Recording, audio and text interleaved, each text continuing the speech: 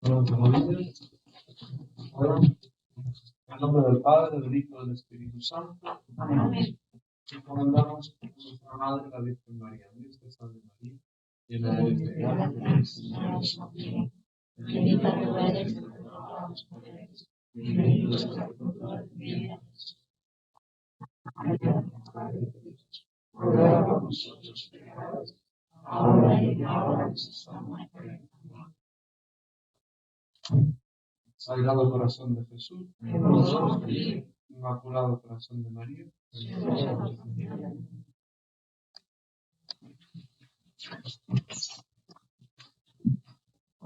¿se me escucha si hablo así?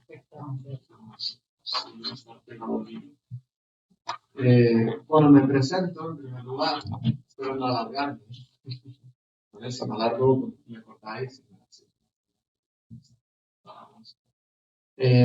Soy el padre Francisco Recabarren, soy chileno, soy el segundo de 6 hermanos, de una familia profundamente mariana, especialmente por las influencias de una buena madre, y por eso me llena de alegría de estar aquí hablando de San Maximiliano, el caballero de la Inmaculada, de la Virgen María, el loco de María.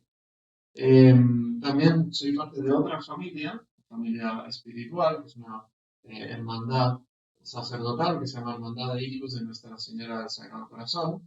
Entonces, bueno, pues también la Virgen me lleva a hablar de ella. La lía por uno u otro medio para que hable de ella, porque soy hijo de Nuestra Señora del Sagrado Corazón. Y luego, no solo soy hijo de Nuestra Señora del Sagrado Corazón, sino que entre nuestros patrones tenemos como 80 patrones, 9 patrones, pero entre ellos está San Maximiliano María Colbe, porque esta hermandad quiere vivir el espíritu de Maximiliano, este espíritu de consagración total a la Virgen María, según enseña San Luis María Griñón de Montfort, pero también este espíritu de milicia, este espíritu de combate contra, no contra los poderes de este mundo, sino contra el poder de las tinieblas, tal como nos dice el Señor y como nos dice San Pablo. Bueno, pues entonces, ese es más o menos mi presentación, estas dos familias que hacen como de tierra de mi vida. Y yo siempre he estado como muy enamorado de la figura de San Maximiliano, aunque sin embargo nunca he profundizado mucho en su vida, así como en los datos concretos que jalonan pues, la vida de Maximiliano, más allá de los típicas anécdotas y episodios tan como ilustrativos de lo que es un caballero de Cristo de la vida de San Maximiliano, especialmente su martirio, que bueno, se trae a colación muchas veces y bueno, es como muy conocido.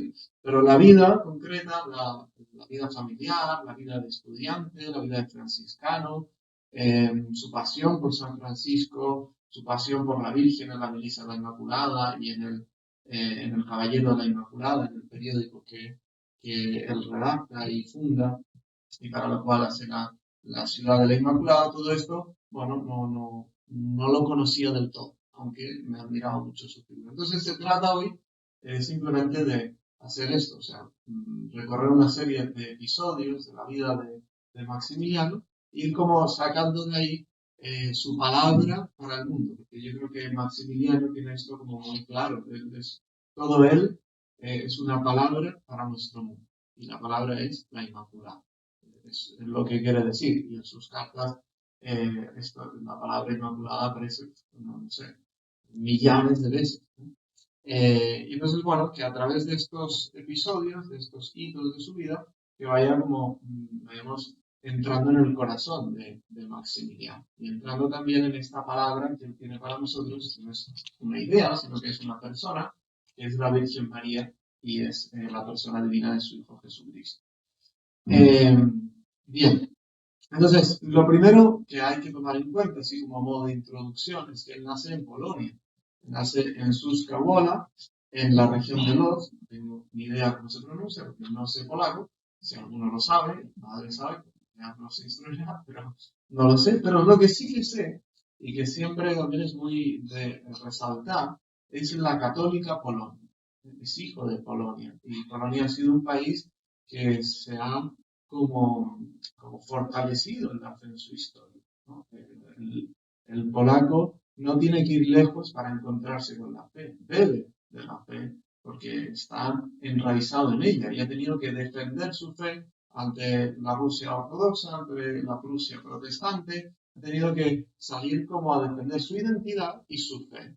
Y esto también da frutos, esta pelea en lo escondido de las familias, de las instituciones, da sus frutos en santos. Santos como San Maximiliano, santos como Faustina, santos como Juan Pablo II y santos profundamente enamorados de la humanidad de Cristo, como es Faustina, enamorados de la Virgen María, como Juan Pablo II, como Maximiliano. Y eso, bueno, pues podemos también recordar. Y luego también recordar a sus padres, que una vez que habían colocado los hijos, ¿no? Se fueron y ganaron el doble premio. No solo quisieron fundar una familia, sino que quisieron entrar en religión.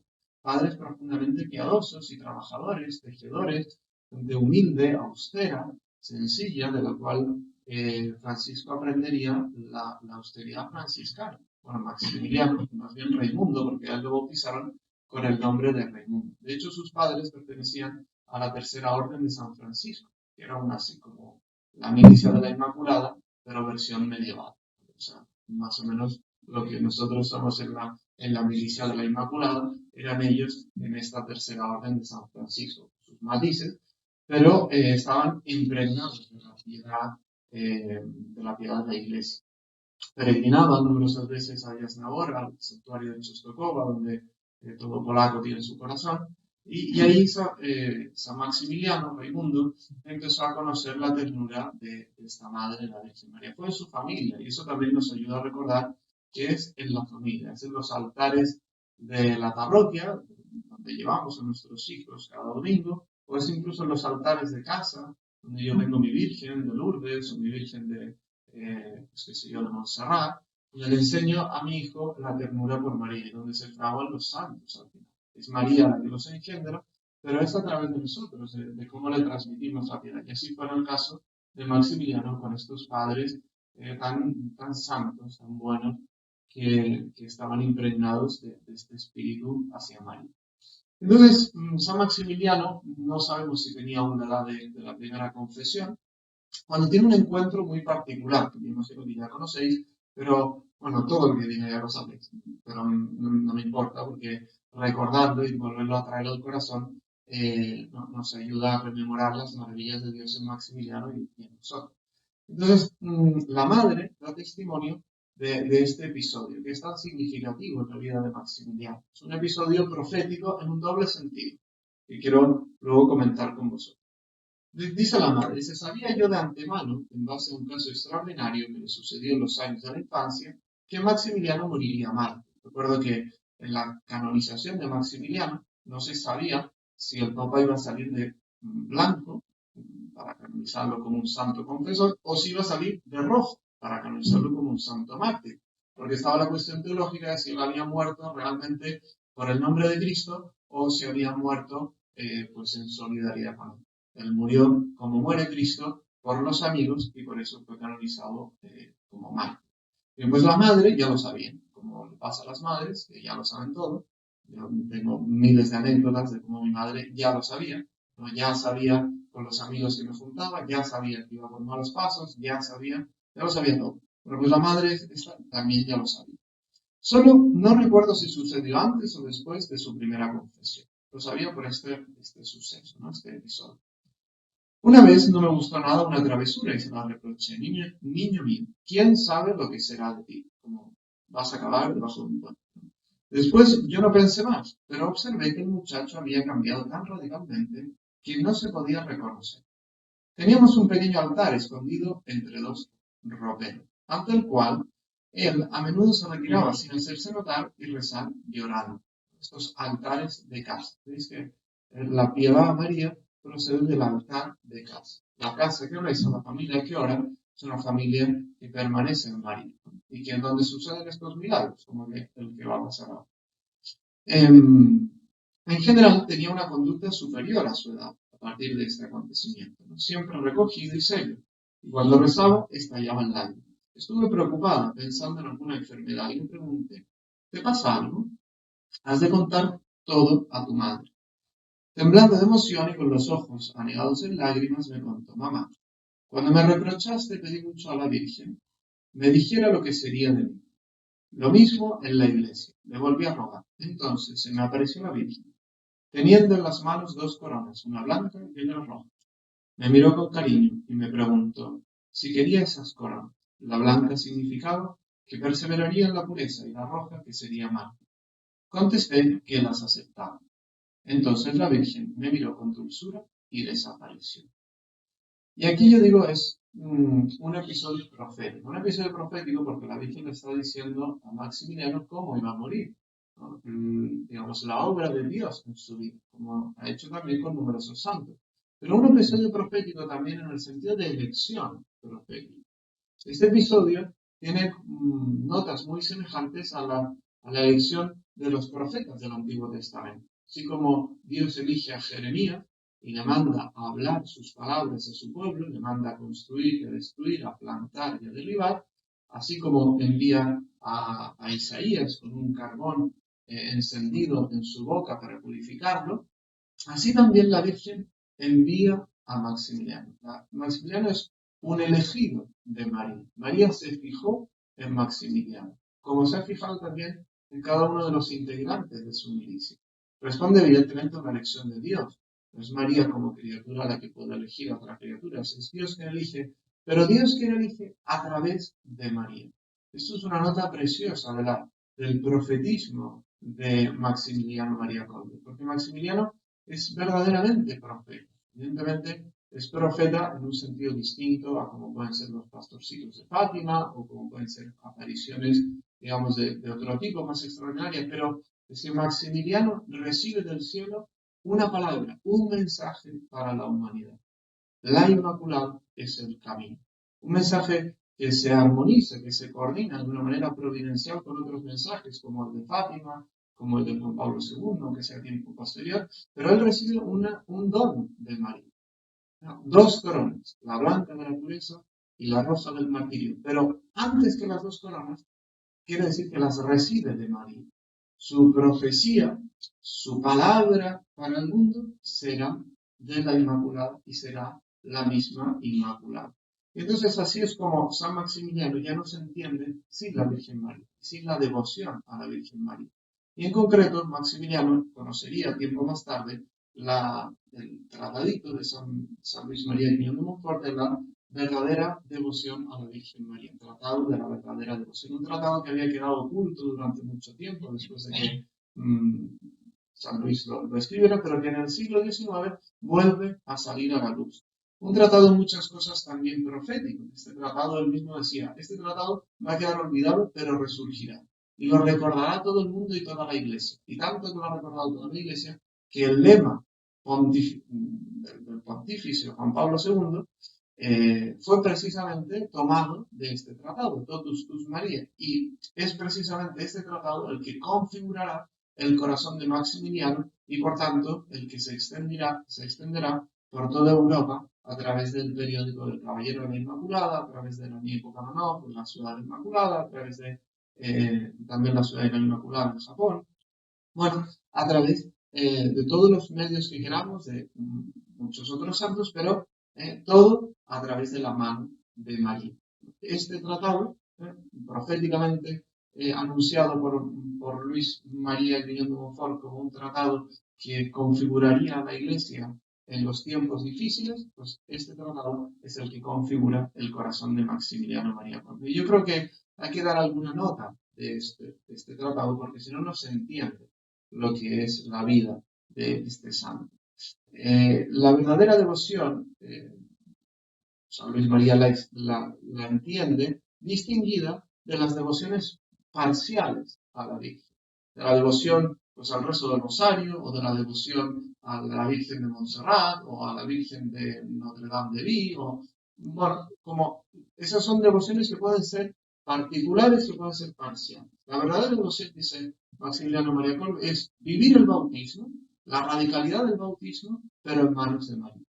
Y por tanto, todo en María, todo por María, todo con María, todo para María. Eso es, digamos, lo que transmite San Luis al corazón de Maximiliano. Maximiliano lo asume como lo suyo, como su manera de vivir como bautizado.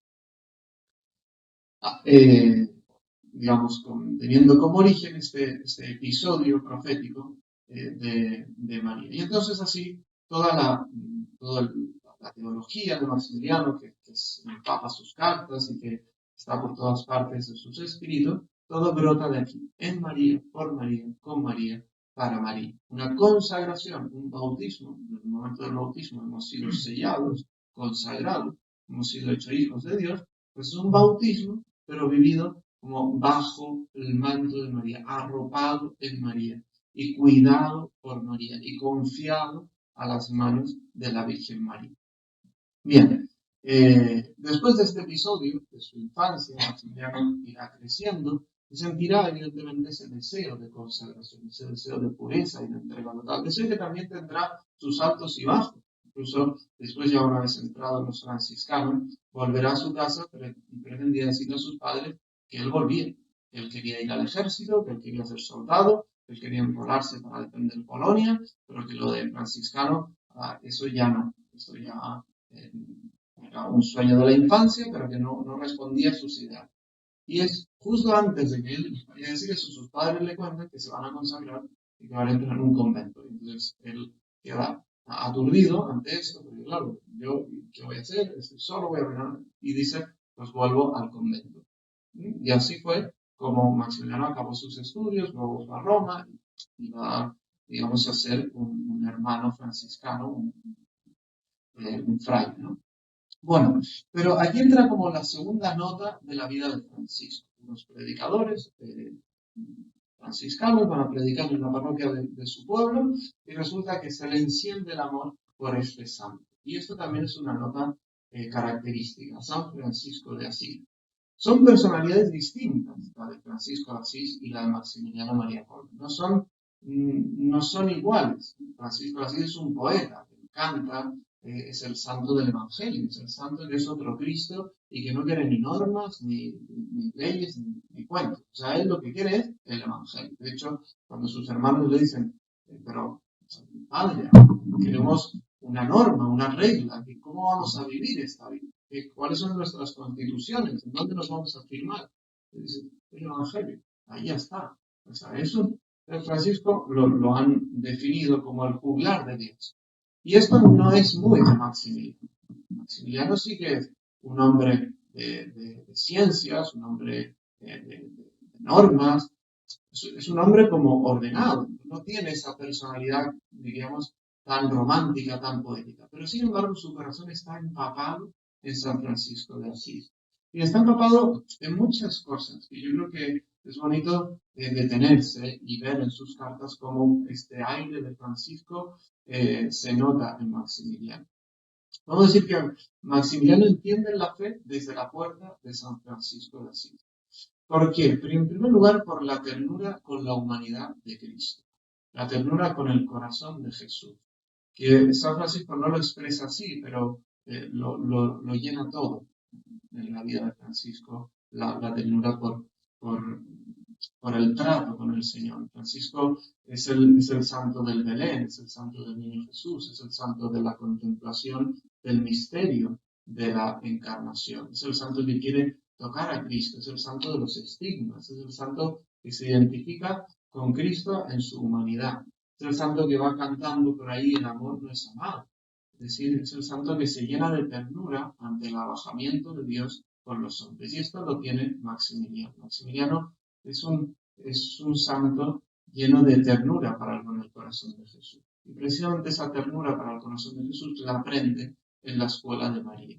Porque es María la que nos mete en este misterio grande que es que Dios haya querido santificarnos a través del cuerpo de Cristo, a través de su humanidad, de sus miradas, de sus gestos, de sus abrazos, de sus palabras, etcétera, etcétera, ¿no?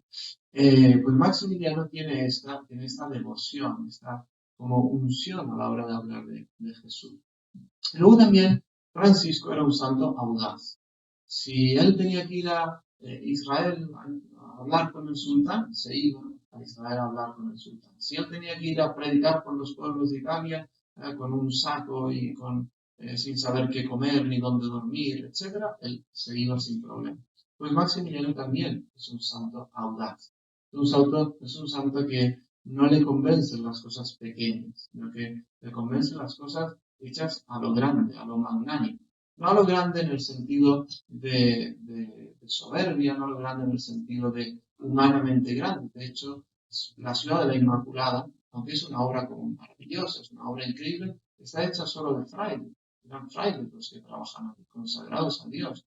Era una cosa como sencilla, era una cosa que no estaba llena de lujo ni de grandeza humana, pero sí que era magnánimo, era audaz, no se quedaba con la pelea chica, sino que va a lo grande, y eso también se nota en sus escritos. Finalmente, también tiene que sufrir la cruz, como Francisco de Asís se crucificó con Cristo, como Francisco de Asís sufrió también el abandono de sus hermanos y tantas cruces, Maximiliano sufrió la cruz. Y sufrió la cruz en primer lugar por sus enfermedades. Un hombre débil orgánicamente, ¿no? Lo atacaba la tuberculosis, tenía que retirarse al sanatorio, se diría, de Zakopane numerosas veces en medio de todos sus trabajos, de la redacción de la revista, de la fundación de la milicia de la Inmaculada y un montón de cosas que tenía encima, y de pronto el Señor le quitaba de todo y tenía que ir a curar su cuerpo. La enfermedad atravesó la vida también de Maximiliano, y él lo vivió como con un espíritu de austeridad cristiana admirable, muy bello, muy heroico, muy ejemplar para nosotros. En nuestras enfermedades, en nuestras debilidades, ahí también está actuando Dios. Y San Maximiliano no lo dudaba. Tanto como redactando el periódico, tanto como enviando cartas a los obispos o a sus hermanos frailes o lo que sea, también Dios estaba en Zakopane cuando tenía que estar pues acostado en una cama, leyendo tranquilamente. Eso que él era muy nervioso, era de un natural como muy activo. Y bueno, y tenía que estar ahí simplemente curándose en la humildad del esclavo de la esclava del Señor. Bien, pues todas estas cosas a mí me recuerdan a San Francisco, y sobre todo también este espíritu generoso, este espíritu expansivo que quiere comunicar, que quiere servir, que quiere dar a conocer al mundo entero las maravillas de Dios. Y eso es muy de San Francisco de Asís. El mundo entero quiere decir pues la India, se va a la India, quiere decir la China, si tenía oportunidad se iba a la China, quiere decir Japón, la muy bien Sainuzón, ¿no? El jardín de la Inmaculada en Japón. Bueno, pues esta huella de San Francisco la notamos ya en Maximiliano en su primera adolescencia, cuando los franciscanos pasan por ahí predicando la palabra de Dios. Fijaros que el Señor de poca cosa hace gran cosa. Una predicación de un franciscano en su pueblo, de pronto es el germen del Maximiliano ante el cual toda la iglesia hoy día se indigna. Bien, entonces él entra en de los franciscanos, hace el noviciado, y en el año 1912 va a Roma. Y en Roma pasarán cosas, ¿no? Esto suele pasar así, en Roma pasan cosas, y será un momento de gracia no solo para Maximiliano, sino para toda la orden franciscana y para toda la iglesia. Será el momento de la fundación de la milicia de la Inmaculada. El contexto histórico me parece importante. Dios actúa en el tiempo. Y los tiempos también los marcan las culturas, las ideas, las políticas. Lo marca como todo un ambiente de la época. Y él va a Roma el año 1912, pero será el año 1917 cuando funde la ciudad, no la ciudad de Inmaculada, sino la milicia de la Inmaculada. Claro, que ni siquiera era sacerdote, era todavía hermano franciscano. Le quedaban todavía 2 años para acabar sus estudios y ser ordenado sacerdote para ir a Polonia. Pero ese será el momento elegido por Dios. Fijaros que solo 3 días después de la última aparición de Fátima, Maximiliano funda la milicia de la Inmaculada. Fijaros, 1917. ¿Qué pasa el año 1917? Más bien habría que decir qué no pasa el año 1917. Tenemos la Primera Guerra Mundial, está ya desencadenada, está ya quizás en como su etapa final, pero es una guerra tremenda, una guerra de una violencia y una crueldad nunca antes vista. Es la guerra de los gases químicos, es la guerra de los bombardeos con aviones, es una guerra que está destruyendo el corazón de Europa, está destruyendo aquellas naciones que habían nacido como hermanas bajo la autoridad del sumo pontífice y bajo el signo de la cruz. 1917 es también la fecha de la celebración del centenario de la masonería, aquella institución sectaria, secreta, que pretendía acabar con la Iglesia, que pretendía una cosmovisión, una configuración del mundo contraria totalmente a la de Jesucristo. Una cosmovisión solo desde el hombre y no desde Dios, sino como un don que viene de lo alto. Bien, pues se celebraba precisamente esto y Maximiliano en sus cartas expresa, ¿no?, cómo él vive este centenario de la masonería. Y cuenta cómo levantaban, ¿no?, la bandera de... dice, que lo dice él muy bien.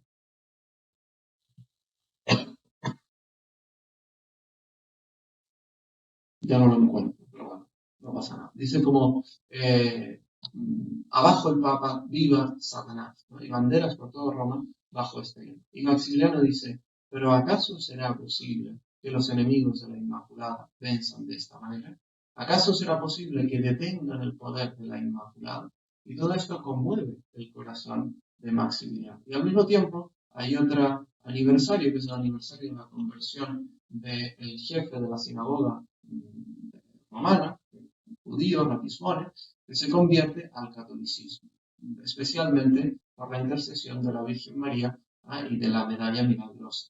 Entonces Maximiliano va como asociando todas estas cosas bullen en su corazón y siente la necesidad de dar respuesta a este mundo. Y sabe en esta intuición teológica, esta intuición sobrenatural, esta inspiración del Espíritu Santo, de que será María, y solo María, la que resuelva los problemas de la humanidad. Entonces, es interesante notar, ¿no?, y cómo se funda la milicia de la Inmaculada. Dice así uno de los que estaban presentes. La tarde del 16 de octubre de 1917, el 13 de octubre había sido la última aparición del Papa. Víspera del 17 y anticipación de la fiesta de Santa Margarita María de Alacoque. Nos encontramos reunidos en la estancia cercana a la habitación del padre rector y del padre Colme.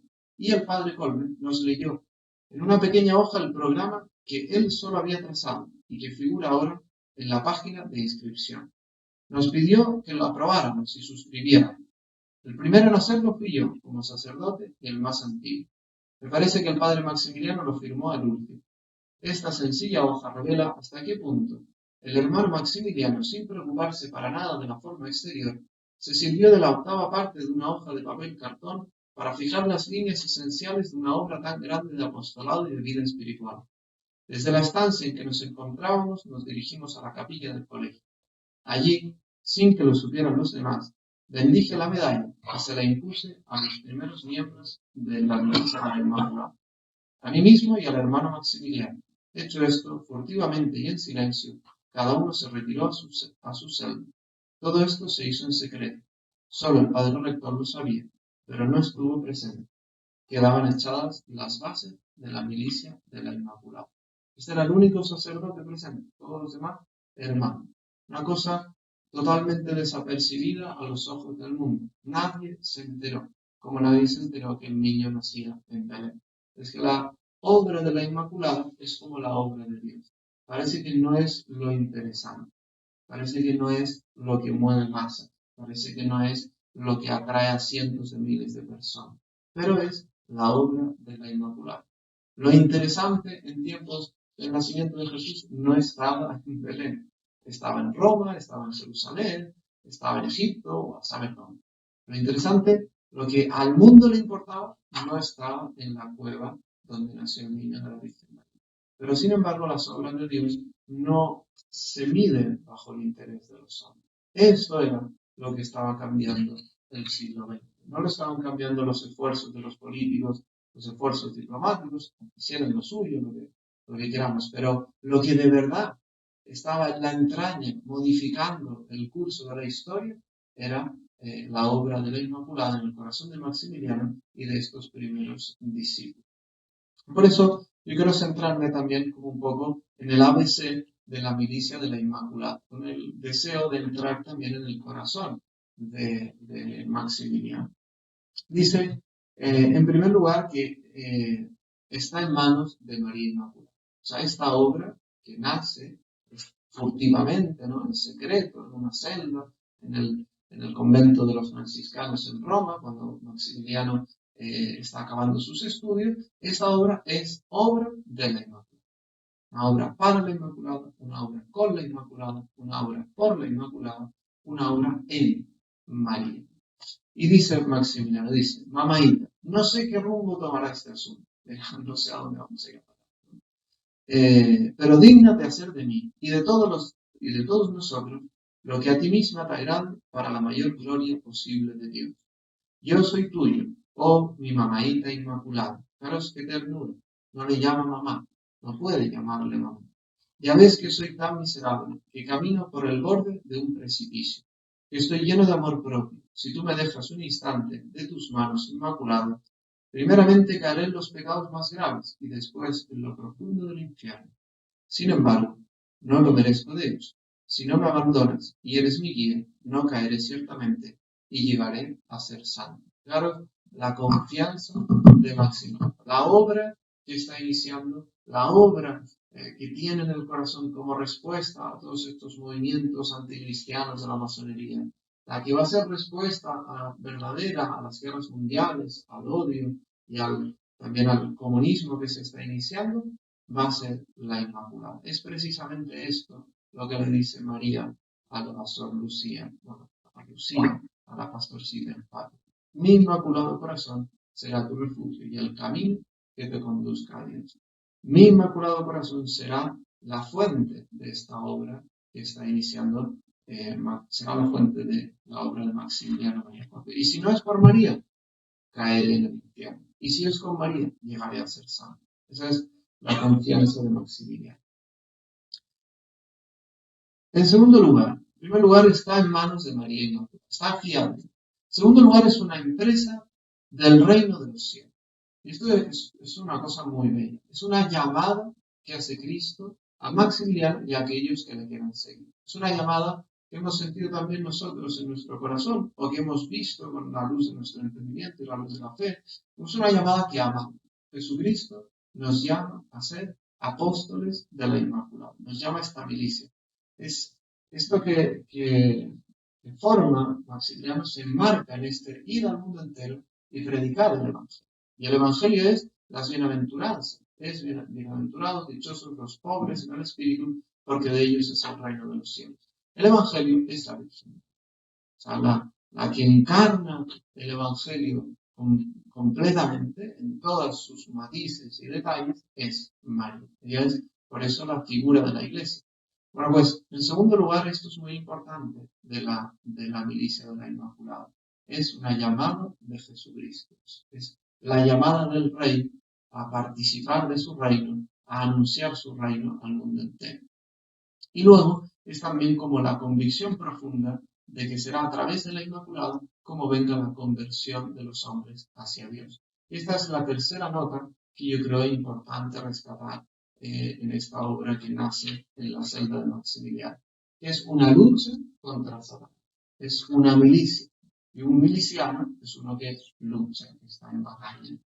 Y como batalla supone, evidentemente, pues un régimen, supone unos escudos, supone unas armas, que son las armas de la Inmaculada, que es el arma del rosario, que será el arma de la medalla milagrosa, que será el arma de juntarnos unos con otros, formarnos en la fe, etcétera, etcétera.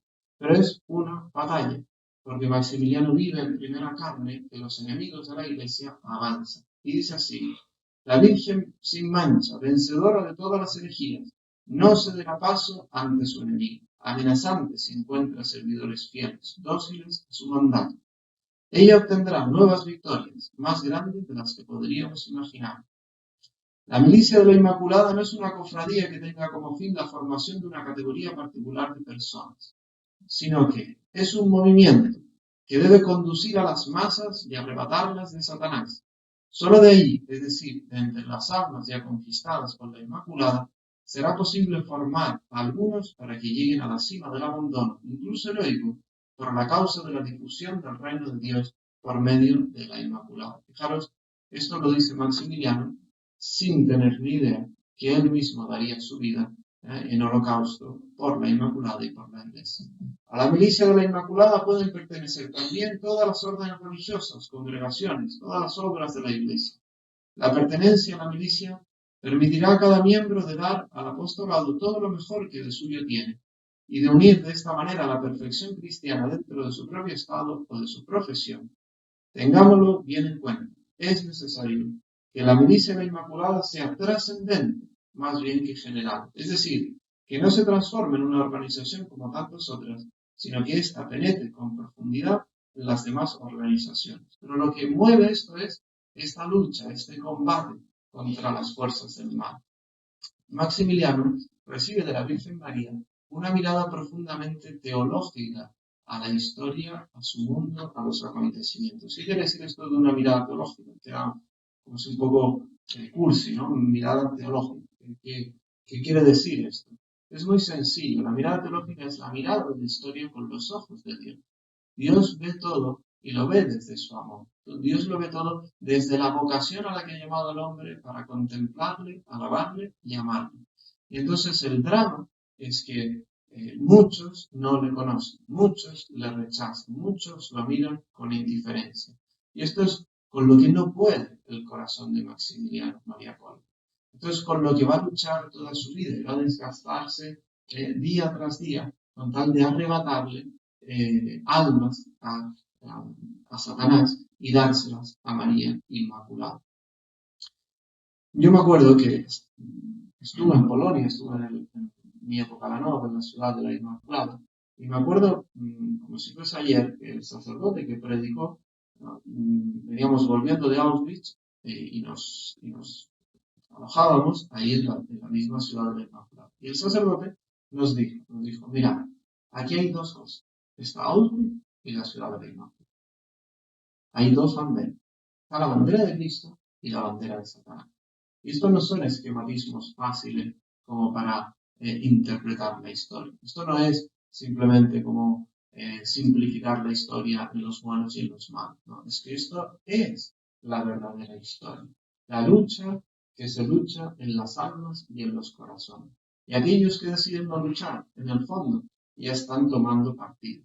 Bueno, pues Maximiliano decidió tomar partido radical, total, absoluto, por la Inmaculada. Y fue precisamente María la que le ayudó, la que le hizo comprender que el mundo, que la historia está en esta lucha y que ella es la que tiene la solución de esta lucha. Y entonces María se convierte para San Maximiliano no solo en una ayuda por su intercesión, que lo es principalmente, diría, ¿no? Sino también en una estrategia. Es que María es la solución del corazón de los hombres. Es que María es la única que puede convencerlos de que necesitan de Jesucristo. Es que María y su ternura y su mirada maternal es la única que puede como atraer de nuevo a los hombres hacia aquel que es su plenitud, hacia su Creador, hacia su Padre, hacia Dios. Por eso María es el instrumento de estos tiempos finales, de estos tiempos últimos, que no sé qué quiere decir eso, pero no son palabras mías, sino palabras de San Luis María de Griñón de Montfort, que dice que en los últimos tiempos María se encargaría de hacer volver a nacer a Jesús en los corazones de los hombres, así como fue ella la elegida para para dar cuerpo a Cristo en el principio de estos nuevos tiempos, ¿no? Bien, pues esta es la milicia de la Inmaculada. En María, la Virgen María, la Inmaculada es el centro, es una llamada de Cristo y es en lucha, en la lucha por el reino de los cielos contra el reino de las tinieblas. Bien, y luego, después de fundar la ciudad, no la ciudad, sino la milicia, es ordenado sacerdote el año 1919, el mismo año que acaba la Primera Guerra Mundial, y de ahí es llevado a Polonia. En Polonia empieza a formarse la idea de la ciudad de la Inmaculada. es decir, no simplemente una milicia, como un grupo piadoso, como una cofradía, como debe ser, no solo eso, sino que esto se configure en una ciudad de la Inmaculada.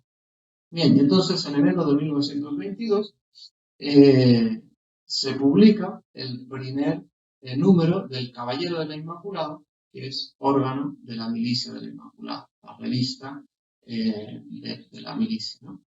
Y luego, años más tarde, se fundaría la Ciudad de la Inmaculada precisamente para producir esta revista, ¿no? Bien, en medio pasa la enfermedad, pero la enfermedad no detiene su empeño de que todo el mundo reconozca a María. Es de aquellos santos que no se dejan vencer por la tribulación. Puede sufrirla 1000 veces, pero seguirá con su empeño tenaz, como los profetas, que tienen una palabra para comunicar al mundo. Como quien conoce el secreto, y solo falta darlo a conocer, se pone manos a la obra. Son miles los que lo siguen, casi no le sorprende, solo agradece. Y mira confiado la imagen de la medalla milagrosa que le abre todas las puertas. Y así entonces funda el periódico del Caballero de la Inmaculada. Y aquí creo que hay como dos notas importantes en Maximiliano. En primer lugar, es un caballero, es alguien que tiene algo que comunicar, tiene algo que decir al mundo. Y por eso funda un periódico. No un periódico para la falsedad, para el engaño, sino que tiene una palabra que es la Inmaculada. El año 1938 pasa de su origen de 5.000 ejemplares a más de 1 millón de ejemplares, ¿no?, repartidos por toda Europa. Es una revista que es como una bomba en las luchas humanas. Así como en las guerras mundiales se lanzan bombas, Maximiliano también lanza su bomba, que es este mensaje de amor al mundo. Caballero también magnánimo, que quiere lo grande, como decíamos antes, y funda un enorme convento, la Ciudad de la Inmaculada, en Polonia, con la ayuda del príncipe Juan Duque. María no le deja, está dispuesta a servirse hasta el final de sus soldados. Y ahí van numerosos hermanos y sacerdotes franciscanos para hacerse cargo del enorme desafío, que no haya un alma en toda Europa que no haya oído hablar de la Inmaculada, y aún más que Europa en el mundo entero.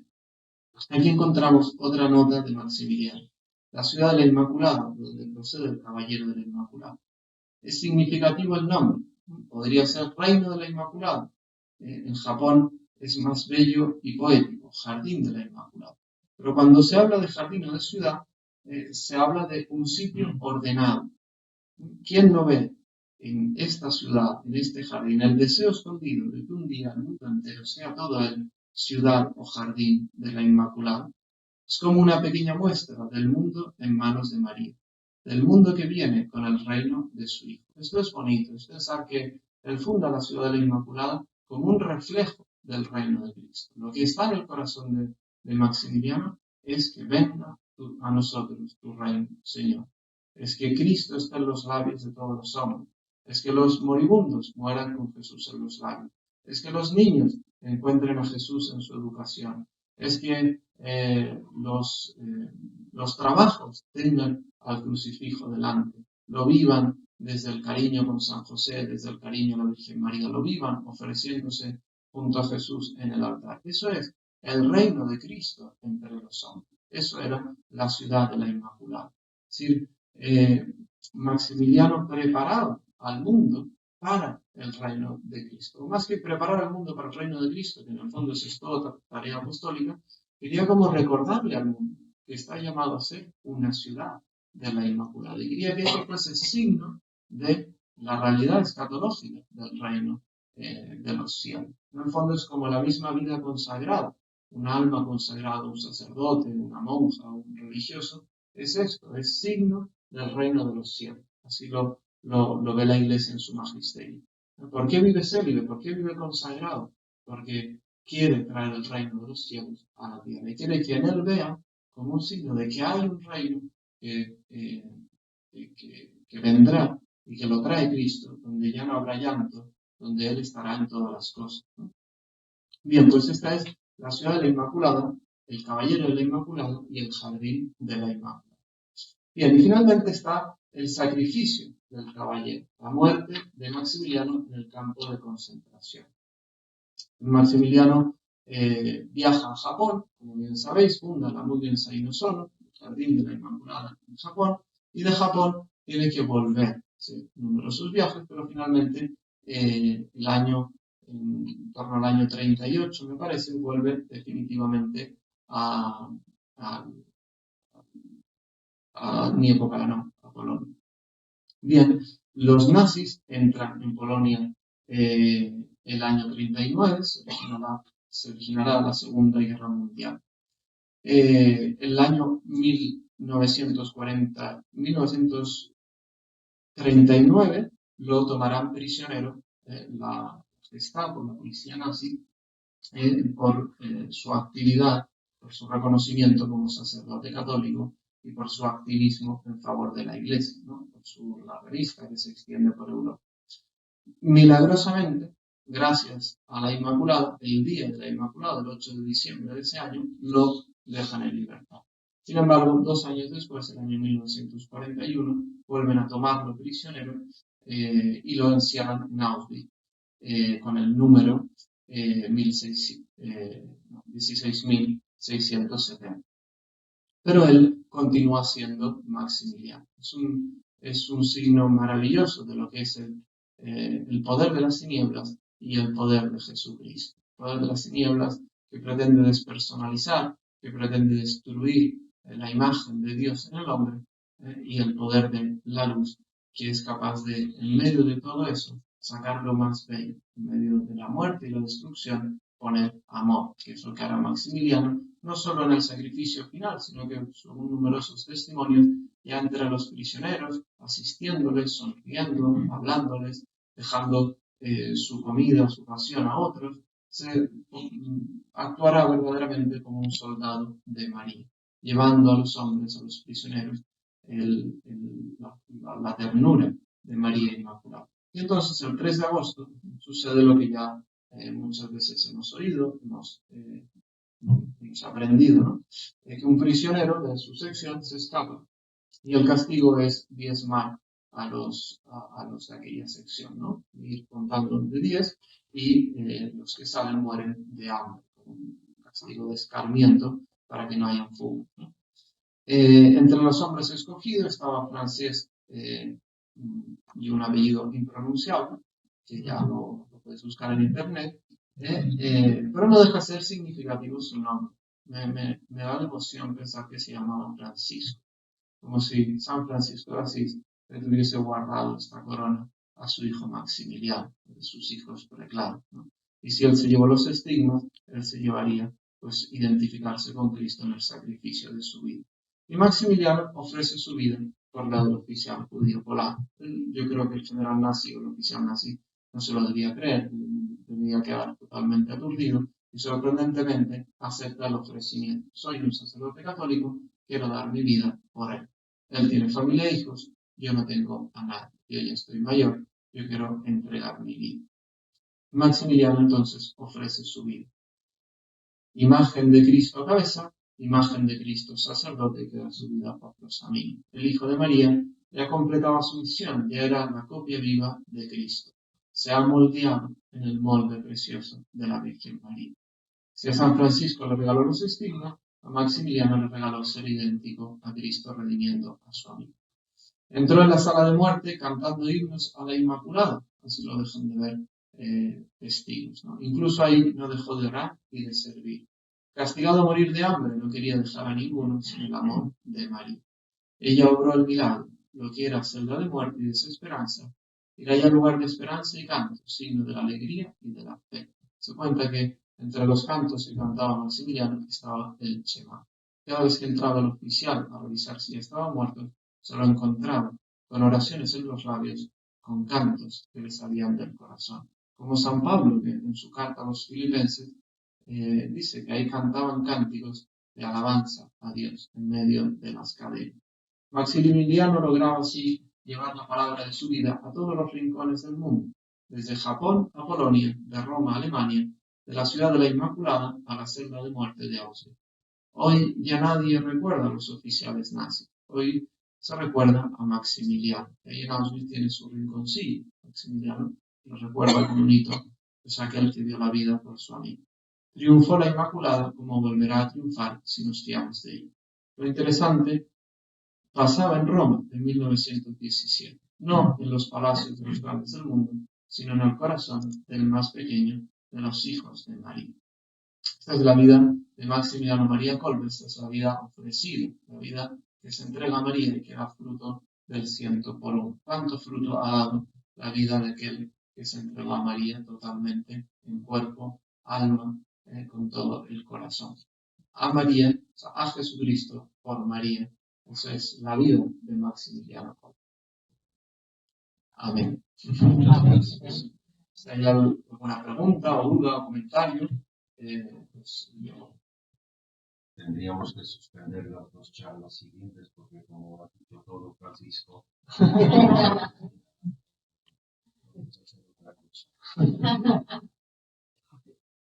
ya lo siento, si me ayudan no. Pero bueno, es un gran santo. Yo os agradezco de verdad porque estas son ocasiones para volver a leerlo y volver a pues, meditar sus escritos y pensar en su vida. Y que en el fondo, pues bueno, los santos no dejan de ser nuestros hermanos mayores que nos están jalonando para que no nos durmamos y trabajemos por el reino de Cristo y ofrezcamos sencillamente nuestra vida. Pero sí que me llama mucho la atención a mí, después de leer todo esto de que en el corazón de Maximiliano pasaban cosas muy grandes porque se fió de María Inmaculada. Y que hoy día pues que vemos un mundo igual o peor que el mundo de Maximiliano, un mundo lleno del maligno, de la destrucción de la creación de Dios, un mundo que se empecina contra el inocente, contra el más frágil. La obra de Dios está en lo pequeño, que Dios salvará nuestro mundo por las cosas pequeñas y por las cosas ofrecidas a María Inmaculada. Y creo que Maximiliano es como el cumplimiento, digamos, de esta profecía de San Luis María Griñón de Montfort y nos muestra como una coherencia muy grande en la fe, en este desarrollo dogmático acerca de la Virgen María. Que la Iglesia ha ido comprendiendo el papel singularísimo de la Virgen María en la historia de la salvación precisamente a través de estos santos y de estos apóstoles de María. Y por eso, pues yo os agradezco a vosotros, porque si no, no volvería a pensar todas estas cosas. Y ya se muy bien pensar, realmente. Y nada, si no hay más preguntas. Yo voy a preguntar. Quiero hacer un comentario. El apostolado de la Inmaculada, claro, ¿no? El instrumento sería el Evangelio, a través del Evangelio. O sea, Claro, si no hay otro. Es que es el Evangelio vivido en la iglesia. Claro, entonces no es, digamos, blanco y negro, malo y bueno. Porque en el Evangelio hay una aceptación del hermano que pues es una vivencia que nos enseña a aceptar al hermano tal como es y ir buscándole, o sea, hacer como una catequesis. No, evidentemente, o sea, evidentemente no se trata aquí como, no sé cómo decirlo, juntémonos los buenos y dejemos que los malos se pudran. No, eso no es evangélico. Lo que sí es evangélico es que el Señor discierne entre las ovejas. O sea que el Señor nos viene a presentar su cuerpo, su vida como nuestra salvación, el ofrecimiento de Dios. Y presenta junto a eso, junto con el sacrificio total de su vida, presenta lo que es la hora de las tinieblas. Y presenta un mundo de tinieblas, precisamente porque no han querido reconocer su palabra. Y la vida de Maximiliano es como un gran grito para nosotros, para ir y anunciar la palabra, ir y arrojar luz en medio de la oscuridad. Porque es verdad que Cristo nos llama a acoger a todos, a entendernos y a amarnos, pero nos llama a vivirlo en la verdad. Y la verdad es que el enemigo ha sembrado su cizaña. Y el Señor dice esa parábola tan misteriosa, ¿no? Que los ángeles de Dios sembraron, de Dios sembró, y que junto con la siembra, con la cosecha buena, creció la cizaña. Y los ángeles le dicen al Señor, oye, lo cortamos. No, esperad, que al final de los tiempos será la siega y será discernido, será separado el trigo bueno de la maleza, ¿no? Entonces, claro, es... Ahí sí se... Yo lo que creo que quiere decir un poco es que, claro, lo que quiere San Maximiliano es los enemigos, lo que quiere es la conversión de los enemigos. Los que pertenecemos a la milicia, pues es con nuestro sacrificio que tenemos que atraer esas almas al bando de la Inmaculada, con nuestros pequeños sacrificios, con nuestra misión, con la medalla milagrosa, o sea, con todas las armas que nos propone la Iglesia, ¿no? Pero no es que, o sea, el tema no es que odiemos a los enemigos, sino que los amamos y queremos que estén en nuestro bando, es arrebatar las almas a Satanás. Yo me refería, claro, en ese sentido, al apostolado de la Inmaculada de hoy. ¿Qué es lo que propone? Es Pues lo que hacemos es básicamente repartir medallas milagrosas y ya actúa. O sea, la medalla es, como decía San Maximiliano, son bueno, se llaman las varas de la Inmaculada, ¿no? Porque solo nos pide dar la medalla, y la Virgen ya hace. Nosotros nos fiamos de ella, ¿no? Hacemos ese gesto de ella.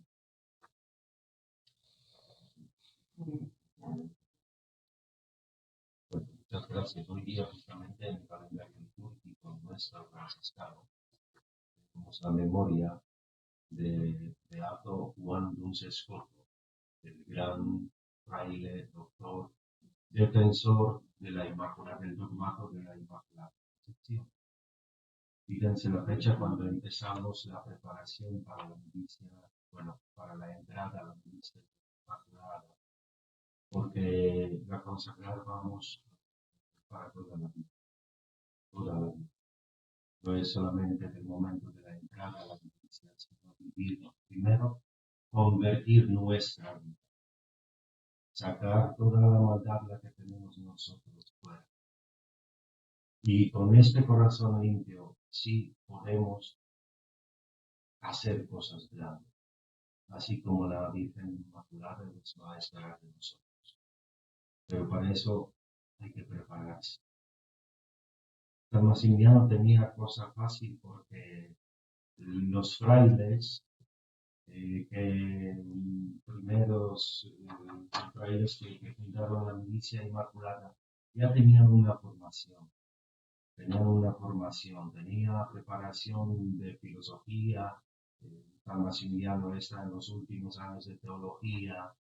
Entonces, toda la cuestión, digamos, del catecismo, como si así podríamos decir, San Maximiliano lo tenía, también los frailes. La milicia Inmaculada se forma primero con los religiosos y entran solamente los religiosos. Después se difunde a través del Nepocalano, porque el Nepocalano no solamente era un convento donde vivían los frailes, sino eran los frailes, un convento de frailes que vivían, pero que servían a los pueblos. Pero de esto ya vamos a hablar en otro momento, porque ya, pues muchas gracias. Bien.